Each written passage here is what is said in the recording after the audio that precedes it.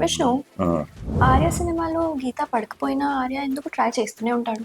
ఆర్యకి ఏకప్రేయస గండం ఉంది. ఆ అమ్మాయి పడదు అని తెలిసిన వెనకే తిరుగుతూ ఉంటాడు అనమాట. బేసిక్గా ఆ గండం చాలా మంది కుర్రోళ్ళకి కామనే, అంతే కదరా? నిజం కదా? ఆరెంజ్ సినిమాలో రామ్ చరణ్ లాస్ట్ కి జెనీలియాకి ఎందుకు ఓకే చెప్తాడు? ఆయనకి అప్పుడు అష్టగ్రహ కూటమి నడుస్తుంది. అప్పుడు కనుక చెప్పలేదు అనుకో, మళ్ళీ 400 సంవత్సరాల తర్వాత పుట్టి చేజింగ్లు గీజింగ్లు ఇవన్నీ ఎందుకని చెప్పి ఓకే చేసాడు.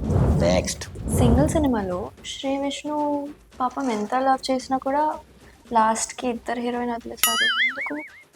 సినిమా చూడలేదా? చూశాను కానీ చెప్పు. ఆ రోజు అమావాస్య, నల్లుంగి కట్టుకోకూడదు. నల్లుంగి కట్టుకుని తిరిగాను కాబట్టి కష్టాలు. నిన్ను కోరి సినిమాలో పల్లవికి ఉమామహేశ్వరరావుకి పెళ్ళి ఎందుకు అవ్వలేదు?